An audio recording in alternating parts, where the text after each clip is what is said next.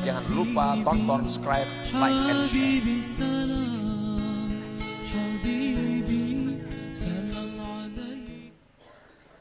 Manusia terbagi 4 golongan dalam usaha. Yang pertama, may yarar rizqa minallahi ta'ala wa minal kasbi. Ada orang yang melihat atau meyakini rezeki itu dari Allah dan dari usaha. Ini meyakini rezeki itu dari Allah dan dari usahanya. Gabungan dua itu datanglah rezeki.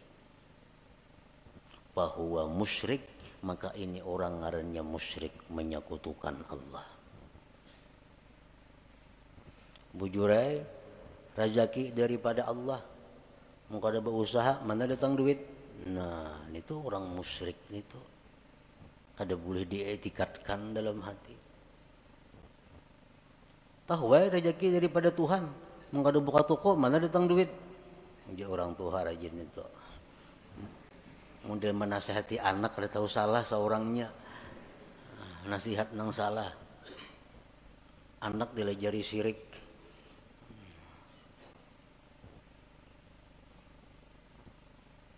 May yara rizqa minallah ta'ala wa minal kasbi fahuwa musyrik.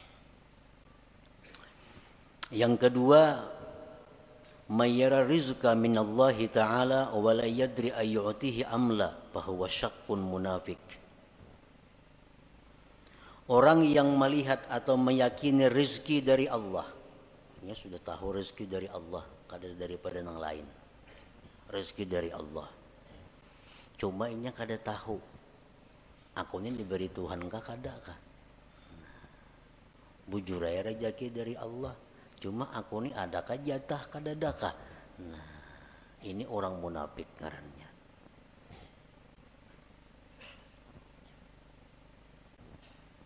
Yang ketiga, may yara rizqa minallah wa la yuaddi haqqah aw ya'sillah li ajlil kasbi fahuwa fasik.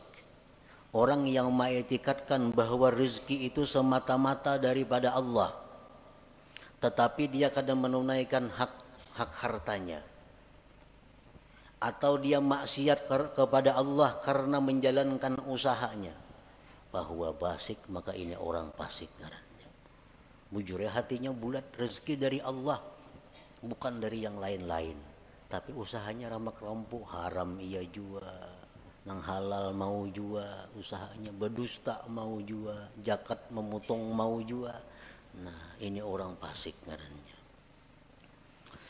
Yang keempat, may yara rizqa minallah wahdah wa akhraja haqqahu wa la ya'sillah li ajlil kasbi fahuwa mu'minun mukhlis.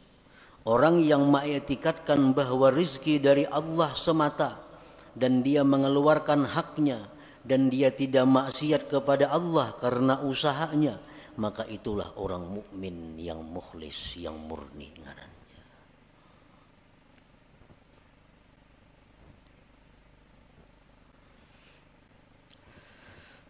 Para muhibbin rahimakumullah. Rasulullah sallallahu alaihi wasallam bersabda, beliau mengkhabarkan tentang iman. Antu'mina billah wa malaikatihi wa kutubihi wa rusulihi wal yaumil akhir wa tu'mina bil qadari khairihi wa syarrihi. Ujar Nabi, iman itu adalah kamu beriman dengan Allah.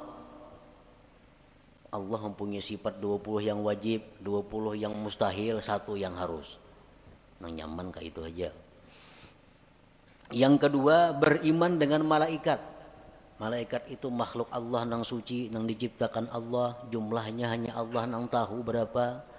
Kita hanya wajib tahu 10. Wa kutubihi, wajib beriman dengan kitab-kitab Allah.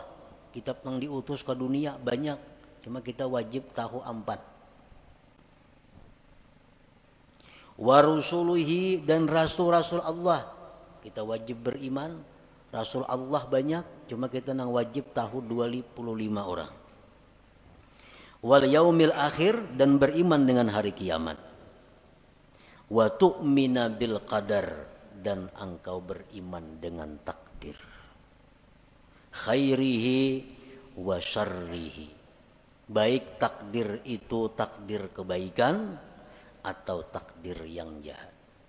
Kita wajib beriman bahwa semuanya itu adalah ditakdirkan oleh Allah Subhanahu wa ta'ala.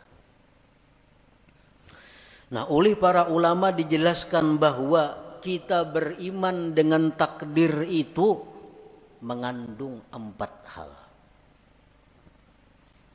Kita beriman dengan takdir Allah. Beriman dengan takdir, percaya dengan takdir, itu terdiri dari 4 hal. Yang pertama, yajibu alaika an tu'mina anna wuqu'al asya tabaqan li ilmillahil azali biha. Wajib atas engkau bahwa engkau beriman bahwa terjadinya sesuatu itu sesuai dengan ilmu Allah yang azali.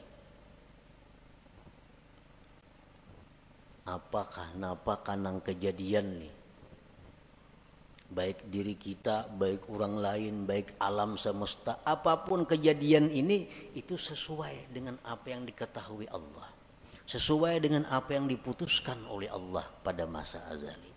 Sedikit pun kadada sesuatu yang kada sepengetahuan Allah.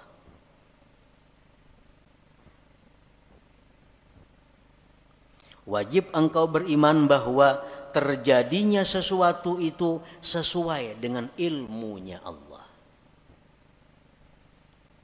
Nah, yang kedua, yajibu alaika an tu'mina annahu ta'ala khalaqa af'alal ibad kullaha min khairin wa syarrin wa iman wa kufrin. Wajib atas engkau beriman bahwa Allah Ta'ala itulah yang menciptakan perbuatan hamba seluruhnya, baik jahat, iman dan kafir. Iman, kafir, baik, jahat, itu semuanya adalah ciptaan Allah. Nah, kita wajib di dalam hati mengetikatkan itu. Innallaha khalaqal khaira wasyarr, Allah menciptakan kebaikan dan kejahatan. Tuba liman khuliqa lil khair, untung orang yang diciptakan Allah untuk kebaikan. Allah ada maulah surga, Allah ada maulah neraka. Kedua-duanya ulahan Tuhan. Allah menciptakan manusia, ada yang diciptanya untuk menghuni surga, ada yang dicipta untuk menghuni neraka. Ujar Nabi, tuba liman khuliqa lil khair, beruntung orang yang diciptakan untuk kebaikan.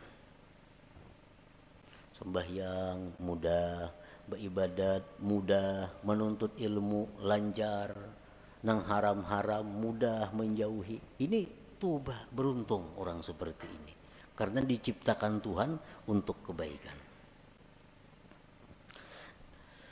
Yang ketiga, yajibu alaika an tu'mina, wajib engkau beriman annama qaddarahullah fi azalihi la budda min wuqu'ihi wa ma la yuqaddiruhu yastahilu wuqu'uhu. Wajib engkau beriman bahwa sesuatu yang ditakdirkan Allah itu pasti terjadi, dan yang tidak ditakdirkan Allah mustahil terjadi. Itu yang ketiga, yang wajib kita percayai, kita i'tikadkan di dalam hati kita, bahwa apa yang ditakdirkan Allah itu pasti terjadi. Apa yang ditakdirkan Allah itu ampun kita. Apa yang ditakdirkan Allah itu jatah kita. Mau kada mau pasti mendatangi kita. Mun kita kada hendak mendatangi, inyan datangi. Inyan datangi. Ada orang fakir datang kepada Rasulullah sallallahu alaihi wasallam. Diberi Nabi kurma. Nah kurma jenabi ini ampun ikam, kurma ini jenabi. Jaka ikam kata datang jenabi, kurmanya datangi ikam ke rumah. Jaka ikam jenabi kata datang ke sini, kurmanya nang datang ke rumah ikam karena ini ampun ikam kurma ini.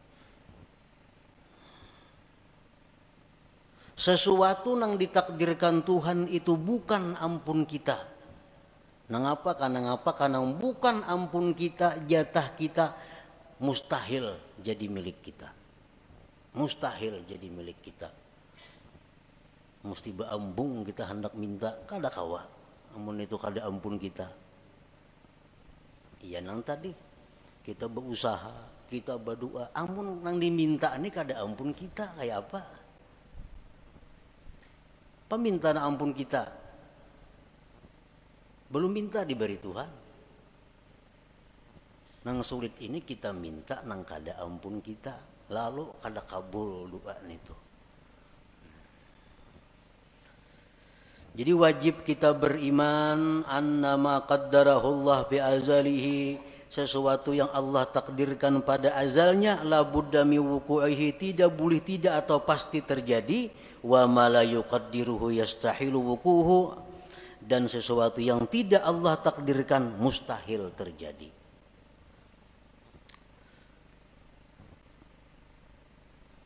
Rasulullah SAW menasihati kita, khususnya sidin menasihati orang-orang yang tamak, orang-orang yang di dalam hatinya menggebu-gebu mengepung dunia. Ujar Nabi, ajmilu fit talab. Ujar Nabi, ajmilu fit talab artinya apa? Elok-eloklah mencari rezeki itu. Baik-baik mencari rezeki itu. Kenapa sebabnya? Karena ampun ikam tuh pasti taka ikam juga. Amun tuh memang ampun ikam, taka ikam juga datangnya. Amunnya kada betah dapat. Karena tuh kada ampun ikam. Nah, jadi bercari bujur-bujur nang halal, aturan Allah ke ini, aturan agama ke, turuti itu. Nah, turuti itu. Karena kalau itu memang ampun ikam, pasti sampai kepada engkau. Doa Sayyidina Ali karramallahu wajhah, Allahumma srif qalbi amma sarabtahu anni. Ini doa yang sangat pendek tetapi mantap. Allahumma srif qalbi amma sarabtahu anni. Artinya apa? Ya Allah, palingkan hatiku. Jangan menoleh artinya. Ya Allah, palingkan hatiku. Jangan menoleh, jangan menghendaki, jangan mengingini. Ma sarabtahu anni, sesuatu yang memang bukan jatahku. Jadi amun itu tuh kada ada jatah seorang, jangan ada hendak hati ini. Nah kali ini hendak pas kada ada jatahnya kalau sakit hati. Nah, hendak lawan itu bukan jatah kita. Nah, jadi Allahumma srif qalbi amma sarabtahu anni. Ya Allah, palingkanlah hatiku dari sesuatu yang telah kamu palingkan dia daripadaku.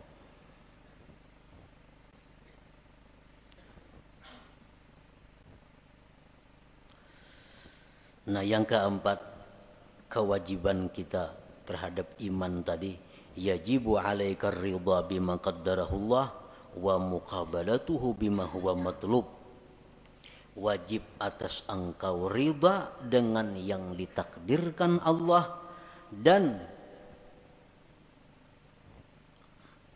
membetulinya, menyikapinya dengan sesuatu yang dituntut. Karena kita setiap hari ini selalu dihujani oleh takdir. Kada henti-hentinya. Sedetik pun kada lepas daripada takdir. Dan takdir yang kita terima dari Allah ini kada lepas daripada empat macam. Yang pertama nikmat. Adalah kita nang lepas daripada nikmat hari-hari. Orang dalam penjara itu dia ada nikmatnya. Nikmat. Yang kedua, bala. Setiap hari kita pasti menerima bala. Yang ketiga, taat. taat kepada Allah. Yang keempat, maksiat. Nah, ini takdir Allah yang selalu datang kepada kita. Kita ditakdirkan dapat nikmat, ditakdirkan dapat bala, ditakdirkan kawa melakukan taat, ditakdirkan melakukan maksiat. Nah, kita wajib ridha dan menyikapinya dengan sesuatu yang dituntut. Kita hari ini dapat nikmat dari Allah. Karena takdirnya demikian, kita wajib ridha. Membetulinya adalah syukur. Jadi setiap hari kita kada bersyukur. Setiap hari kada bersyukur. Karena itu yang dituntut Allah kepada kita, membetuli nikmat yang diterima. Takdir nikmat ini selalu ada kepada kita. Jadi syukur. Yang kedua, bala. Bala itu selalu ada. Wajib kita ridha dengan bala itu. Dan menyikapinya bisabri alaih, dengan sabar atasnya. Nah, jadi sabar ini wajib juga setiap hari kita lakukan. Yang ketiga, taat. Kita melakukan taat, kita ridha. Ditakdirkan Allah melakukan taat. Dan kita wajib zikrul minnah. Kita wajib mengingat jasa Allah, nikmat Allah, pemberian Allah, pertolongan Allah kepada kita. Jadi kita berbuat taat itu yang kita ingat apa? Taufik Allah. Karena taufik Allah kita mampu berbuat taat ini. Nah, kita berbuat taat, ada zikrul minnah, mengingat itu. Ingat bahwa kita ini mampu berbuat taat ini karena ditolong Allah, dibantu Allah, diberi taufik oleh Allah. Yang keempat, maksiat. Nah, kita ditakdirkan hari ini maksiat, kita ridha dengan takdir itu. Ridha dengan takdir maksiat. Nah, menyikapinya dengan kembali dan tobat kepada Allah pauran bersegera. Nah, jadi 4 hal itu termasuk dalam kandungan antu'mina, bahwa kamu beriman bil qadar, dengan takdir khairihi wa syarrihi tadi. Para muhibbin rahimakumullah. Kalau kita beriman dengan takdir, iman kita dengan takdir ini asalkan bujur-bujur akan membuahkan banyak manfaat, membuahkan banyak buahnya. Oleh para ulama disebutkan samaratul iman bil qadar, buah iman dengan takdir itu pertama al-itminan, tenang. Tenang, hidup tenang. Artinya kada gelisah, apalagi stres. Orang stres, orang kebanyakan pikiran tuh orang kada beriman dengan takdir.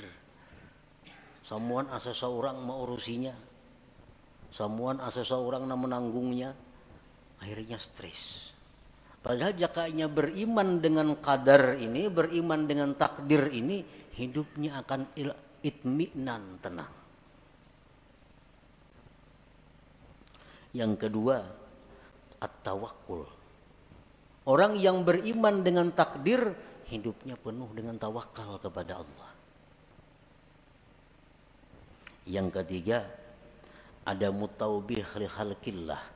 Kada mau mencela, kada mau meniwas lawan makhluk Allah. Anas bin Malik berkata, aku 10 tahun berkhadam dengan Rasulullah sallallahu alaihi wasallam. 10 tahun berkhadam. Kada pernah Nabi itu meniwas aku. Kan apa jam kah ini? Maka aku suruh jangan. Nah, kada mau Nabi kah itu. Kada pernah Nabi berkata, kan apa jam kah itu? Maka aku tangati. Nah,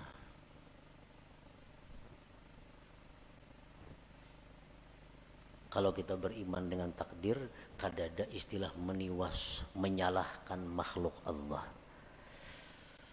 Dan yang keempat, buah kita iman dengan takdir adalah ighlaqu babi syaitan bi'in walau, mengunci, menutup pintu syaitan. Syaitan ini suka mewaswisi hati kita dengan jikalau, andai kata, umpama. Nah, itu pintu syaitan. Ikam pang jalan situ, jaka ikam jalan sana, apa lain tuh kisahnya.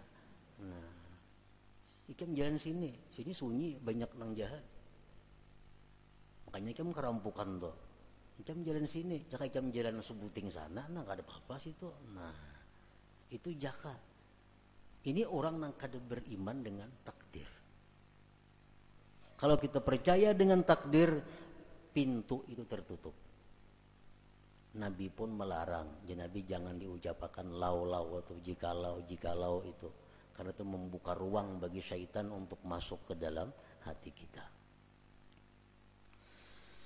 Rasulullah sallallahu alaihi wasallam bersabda, "Lau anna li ahadihim mithla Uhudin zahaban, fa anfaqahu ma qabilallahu minhu hatta yu'mina bil qadar." Jikalau bahwa bagi salah seorang mereka itu seperti gunung Uhud emas, bisi gunung Uhud tapi emas, disumbangkannya emas itu, Allah kada akan menerima sumbangannya itu sebelum dia beriman dengan takdir. Jadi beriman dengan takdir. Nah, kesimpulan daripada apa yang disampaikan oleh Imam Ahmad Ibnu Athaillah dalam hikmah yang ketiga ini, sawabiqul himam, bahwasanya himmah yang cepat atau kuatnya cita-cita seseorang, la takhriqu aswaral aqdar, tidak akan bisa merubik takdir. Bagaimanapun usaha kita, bagaimanapun doa kita, bagaimanapun tawajuh kita, kada akan bisa berhasil kalau itu bertentangan dengan takdir Allah Subhanahu wa ta'ala. Bukan berarti beliau ini menghimbau kita untuk menjauhi sebab, bukan berarti demikian. Tetapi yang ingin beliau tekankan adalah bahwa mengembalikan sesuatu itu kepada takdir Allah Subhanahu wa ta'ala. Silahkan kita berusaha, silahkan kita berdoa, silahkan kita tawajuh, tapi ujungnya kita mesti ingat bahwa semua itu adalah takdir daripada Allah Subhanahu wa ta'ala. Nah, itu maksudnya.